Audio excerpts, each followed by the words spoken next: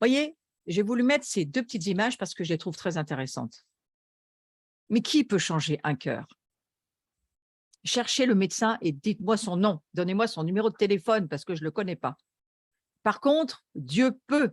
C'est ce qu'il dit dans sa parole. Et pour cela, il faut recevoir des révélations divines. Dieu peut changer un cœur, transformer un cœur de pierre en cœur de chair. C'est pour ça qu'il faut que nous prions cette prière qu'il est écrit: convertis-moi, change mon cœur. Toi, Seigneur, tu peux le faire. Et la religion, eh bien, elle appelle à la superficialité. Mais le royaume de Dieu, avec la révélation et la gloire de Dieu manifestée parce que la présence de Dieu est là, parce que c'est ce que nous recherchons, la présence de Dieu, elle transforme les cœurs, elle transforme les vies. Le message, la parole de Dieu est importante, mais elle est puissante que si elle est révélée. Elle est puissante que si le Saint-Esprit est là et il va manifester une rencontre, il va vous permettre de vivre une expérience surnaturelle pour que vous puissiez voir une transformation de vie. Et c'est à cela qu'il faut s'attendre. Donc, c'est bien de bâtir sur les fondements, c'est ce que j'ai envie de vous dire. Bâtir sur les fondements, c'est bien. L'importance des fondations de la doctrine chrétienne, c'est très important. Et ça devrait être enseigné à tous ceux qui entretiennent une relation avec Jésus. Les centres apostoliques, c'est ce qu'ils font. Ils enseignent, ils amènent de l'enseignement. L'Église, c'est ce qu'elle fait. Elle amène des enseignements, des endroits où les chrétiens peuvent être nourris, enseignés, vivre et entendre cette doctrine tellement importante. Alors, c'est quoi la doctrine? On va le voir parce que c'est Hébreux chapitre 6 qui nous en parle. Les 2 premiers versets nous expliquent ce que c'est et on va les lire. C'est pourquoi, laissant les éléments de la parole de Christ, tendons à ce qui est parfait. Parfait, je vous rappelle que ça veut dire mûr, accompli, achevé. Sans poser de nouveau le fondement, alors on va le voir, renoncement aux œuvres mortes, c'est le premier fondement qu'il faut véritablement connaître. Pour dire qu'on est un chrétien qui commence à avoir de la maturité, il faut connaître ces fondements de doctrine. Le renoncement aux œuvres mortes, la doctrine de la foi en Dieu, la deuxième, très importante. Savoir ce qu'est la foi, pourquoi avoir de la foi, comment ça fonctionne la foi avec Dieu. La doctrine des baptêmes, parce qu'il y a plusieurs baptêmes. Il y a le baptême d'eau, il y a le baptême du Saint-Esprit, puis il y a le baptême de feu. La Bible en parle très clairement. Donc, il faut connaître la doctrine, c'est-à-dire ce que Dieu nous enseigne sur les baptêmes. En quatrièmement, l'imposition des mains. C'est quoi? Pourquoi faire? Qu'est-ce que la Bible en dit? C'est une doctrine qu'il faut connaître. L'imposition des mains. La doctrine de la résurrection des morts. La cinquième fondement très important. Oui, nous allons ressusciter, une première mort, une deuxième mort. Tout cela, la Bible en parle. Et puis, le jugement éternel, qui est quelque chose de très important parce qu'il y aura un jugement, bien sûr. Et tout cela, eh bien, ça fait partie de la doctrine dont il est question dans la parole de Dieu. Ces 6 fondements doctrinaux, il faut les connaître. Moi, personnellement, je les ai enseignés dans ma communauté. Nous avons un livret pour pouvoir les relire si on ne s'en souvient pas. Il faut avoir ce fondement de ces 6 points de doctrine. Alors, le but de la doctrine, eh bien, c'est de quoi faire? C'est d'établir et d'affermir les croyants en leur permettant de s'enraciner solidement dans la foi.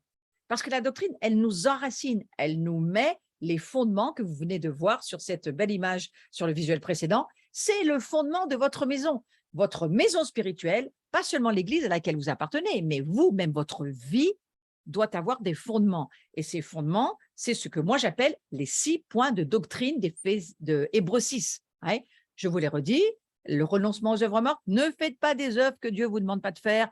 Toute œuvre que vous faites, la source doit être Dieu et pas vos idées, hein, ou vos envies ou vos façons de voir les choses. Non, c'est ou c'est Dieu qui vous demande de le faire, c'est une œuvre vivante, ou c'est pas Dieu. Et même si ça a l'air très bien, et même si ça paraît être une bonne chose, si Dieu ne vous le demande pas, ben c'est une œuvre morte, donc il ne faut pas la faire. La doctrine de la foi, extrêmement importante, la doctrine des baptêmes, l'imposition des mains, la résurrection des morts, le jugement éternel. Voilà, ça, ce sont des fondements. Il faut avoir la connaissance de cette doctrine. La version Martin, j'aime bien prendre cette version parce que parfois, elle nous parle d'une autre manière. Donc, je vais vous lire autrement. C'est le même verset de Hébreux chapitre 6. C'est pourquoi, laissant la parole qui n'enseigne que les premiers principes du christianisme, vous voyez, cette parole, cette doctrine, c'est les premiers principes du christianisme. Mais ça ne nous suffit pas, ça. Il faut tendre à la perfection, c'est-à-dire à la maturité.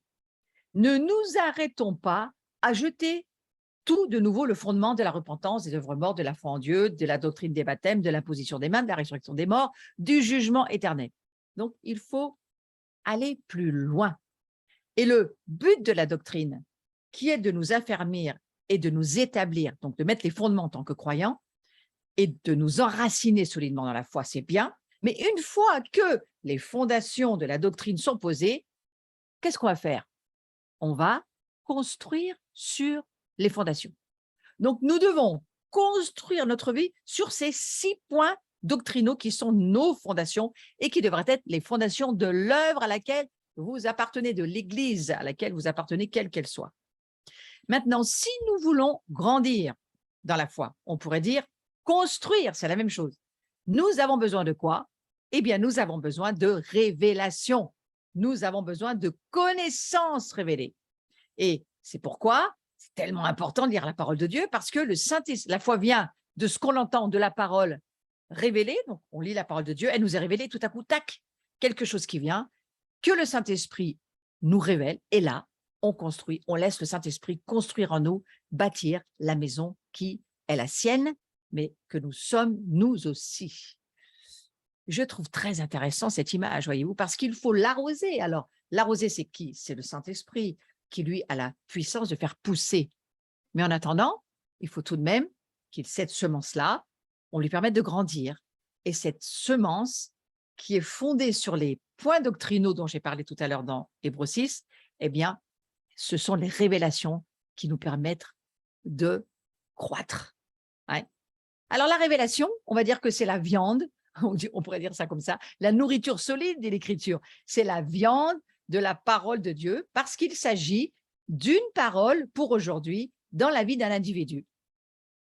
Il faut que le Saint-Esprit mette en lumière cette parole.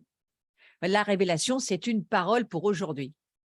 Il faut qu'à chaque jour, on mange quelque chose qui nous fasse grandir, quelque chose qui nous fasse rentrer dans l'achèvement de notre vie, à chaque jour quelque chose de nouveau, parce que regardez, dans notre vie naturelle, notre vie physique, humaine, on mange tout le temps, on mange tous les jours.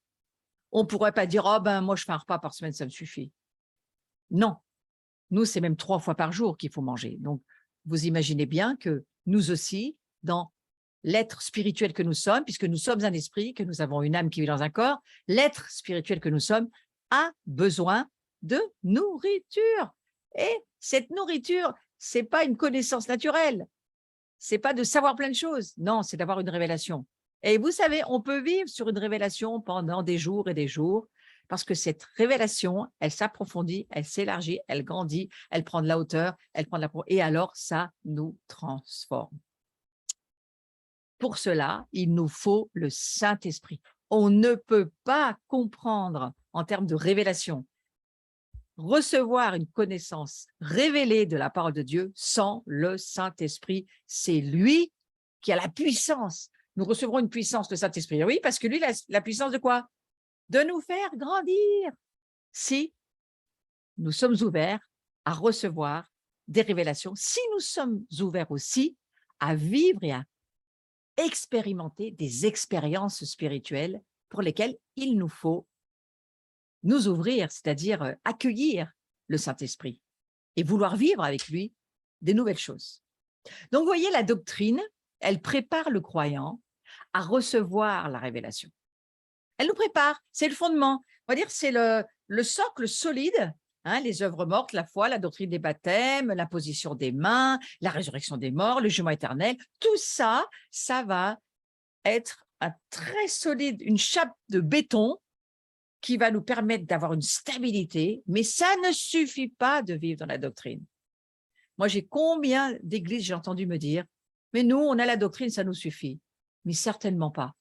Maintenant, il faut recevoir le Saint-Esprit et il va souffler et il va amener de la substance spirituelle. La foi va le permettre, l'entendant, la connaissance révélée, et ça va construire notre maison.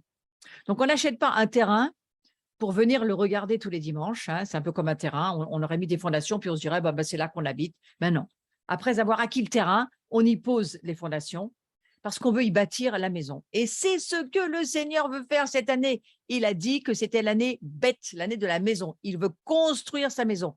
Et particulièrement 5782, le 2, ça veut dire aussi le Fils, ça veut dire beaucoup d'autres choses, mais ça veut dire entre autres le Fils qui veut parler dans sa maison. Ça veut dire quoi? Ça veut dire que la révélation, elle est vraiment accueillie cette année d'une manière très particulière, parce que c'est elle qui va permettre de bâtir nos habitations, le lieu d'habitation pour Dieu, mais aussi pour nous, afin qu'on puisse, pas seulement nous y vivre, mais que le Saint-Esprit puisse y vivre aussi. C'est le même processus qui se déroule dans le royaume de Dieu. Donc Jésus, il a payé le prix pour racheter les gens du péché et de la mort, ça on le sait, et il appelle l'Église à poser les fondations de la doctrine dans chaque croyant pour un but, pour y construire une demeure pour la présence de Dieu, en suivant les plans révélés par le Saint-Esprit. Nous avons le Saint-Esprit et qui, lui, il connaît le plan, c'est lui le guide, c'est lui qui va nous amener chaque jour, nous conduire dans l'œuvre à laquelle nous sommes appelés à fonctionner, dans le travail à laquelle il nous appelle, dans les relations qu'il veut pour nous, dans les connexions qu'il attend que nous ayons avec telle ou telle personne.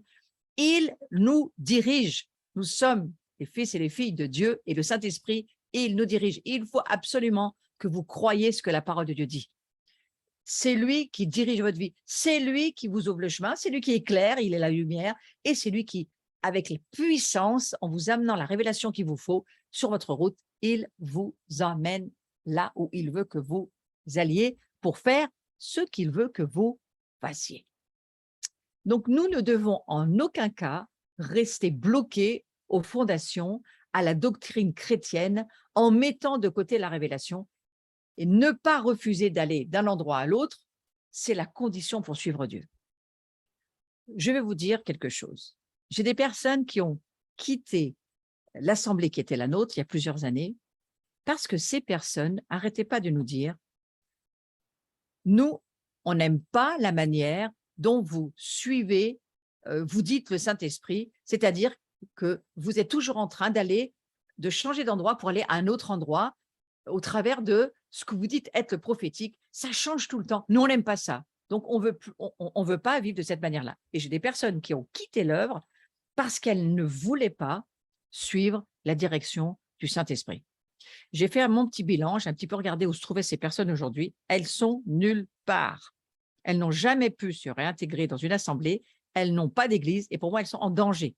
Donc, il vaut mieux peut-être suivre le Saint-Esprit, rester dans l'œuvre à laquelle nous sommes appelés à être et puis accepter qu'il va y avoir quelques changements, transformations, changements de direction parce que si le Saint-Esprit est comme un vent, je n'ai pas dit qu'il est le vent, il est comme le vent, ça, c'est un symbole pour expliquer comment il fonctionne le Saint-Esprit, et qu'il sauve comme il veut, quand il veut, où il veut, à la manière qu'il veut, dans la saison qu'il veut, laissez-le diriger l'Église. Le gouvernement de Dieu sur la terre, c'est le Saint-Esprit en nous, et c'est lui qui dirige les affaires. Beaucoup refusent la révélation parce qu'elle oblige à bouger. Et alors, ils sont terrifiés à l'idée d'aller d'un endroit à l'autre ou de se dire oh, mais dans l'adoration, il va peut-être falloir bouger, il va peut-être falloir lever un bras, deux bras, danser, aller faire ça. Et si le Saint-Esprit me dit de faire le tour de la salle, eh bien, moi, je ne veux pas. Voilà. Eh bien, écoutez, ça vous regarde, hein, mais à vous de voir si vous voulez suivre l'Esprit ou pas. Moi, si je vous expliquais tout ce qu'il m'a demandé de faire dans ma vie, née à nouveau depuis que il m'utilise dans le ministère, je pourrais écrire un livre que je n'ai pas le temps d'écrire. Mais franchement, obéir à Dieu, c'est très spécial, c'est très bizarre. Et le Saint-Esprit, parfois, nous demande de faire des choses parce qu'il nous teste pour savoir, vous allez y aller ou vous n'allez pas y aller. Il peut compter sur vous ou il ne peut pas compter sur vous. Donc ça fait partie de la construction de votre maison. Est-ce que votre maison, c'est un pilier qui ne bouge pas, qui vit au même endroit depuis 40 ans et qui n'a pas décidé de bouger, et il n'y a jamais rien qui va se passer maintenant parce que vous êtes inamovible, ou est-ce que vous allez laisser votre vie être utile dans les mains du Seigneur et aller là où il vous demande? Ouais. J'ai entendu beaucoup de personnes me dire, on n'a pas besoin d'aller à l'étranger pour recevoir la présence de Dieu, on peut très bien l'avoir en France. Très bien, recevez-la là où vous vivez. Si c'est votre cas, c'est parfait. Moi, il a fallu que j'aille au Canada, anglais en plus, hein, à Toronto, pour vivre des gloires, parce que c'est là que Dieu m'attendait. Et c'est là où ma vie a été transformée. En grande partie, les changements de ma vie ont été vraiment bousculés pendant ces 3 fois où nous y sommes retournés, parce que Dieu nous le demandait.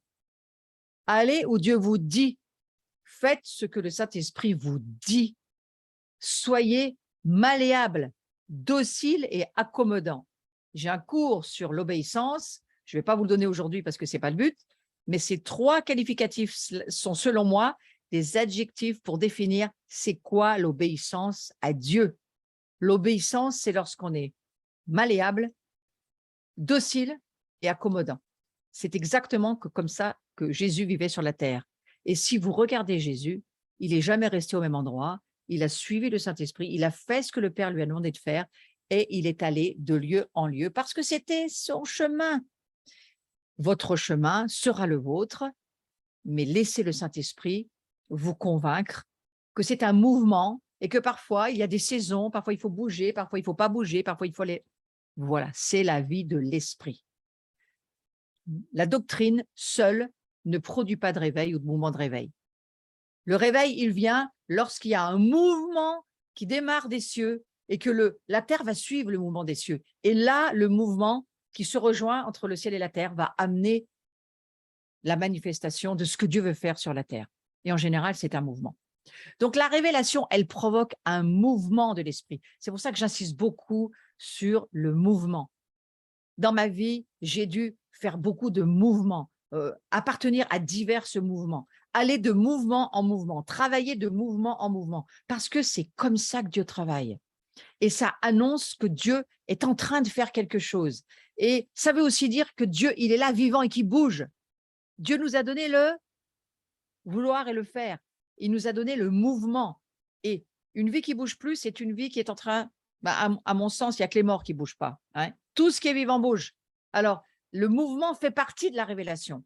La révélation, elle provoque un mouvement de l'esprit. C'est aussi pour ça que dans certaines célébrations, parfois on entend Dieu nous dire, allez maintenant, ça part de la gauche là, il y a un mouvement, il y a une personne qui commence à bouger, à rentrer dans une forme de danse ou une forme d'adoration avec ses bras ou peu importe ce que le Saint-Esprit demande de faire. Et tout à coup, ça fait venir le Saint-Esprit. J'étais en train de discuter avec Carlos il n'y a pas si longtemps. Et il m'expliquait que dans le dernier moment qu'il a eu, je ne sais plus où, en Bretagne ou quelque part par là, tout à coup, dans l'assemblée qui était en train de célébrer Dieu, tout à coup, il voit une sœur qui se met à bouger du fond de l'église, à venir à l'avant, à monter sur l'estrade et à commencer à faire un mouvement de danse. Et tout à coup, le Saint-Esprit est rentré dans ce mouvement et c'est tombé sur tout le monde. Vous voyez, c'est pour vous expliquer. J'aurais beaucoup d'exemples à vous donner dans ma propre assemblée. Tout à coup, une petite fille prend une bannière, chez nous c'est assez courant, elle commence à bouger avec sa bannière et tout à coup, on comprend, on est plusieurs à comprendre qu'il y a Dieu qui est en train de faire quelque chose et il faut qu'on bouge là derrière et juste qu'on fasse ce que l'Esprit de Dieu nous demande de faire. La vie de l'Esprit, c'est juste de suivre le mouvement du Saint-Esprit et c'est lui qui dirige au travers de nos corps, au travers de nos vies, au travers de notre obéissance, au travers du vouloir obéir à Dieu dans sa manière de faire. Ses pensées ne sont pas nos pensées, sa façon de faire, ce n'est pas des nôtres, mais en faisant confiance que c'est le Saint-Esprit qui dirige les choses, alors le ciel descend sur la terre.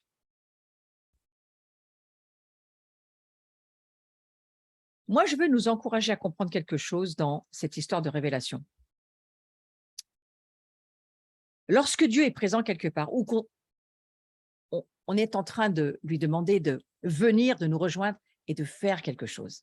Vous savez, Dieu, il attend que ça. Alors, il suffit de lui demander pour qu'il ait envie de venir.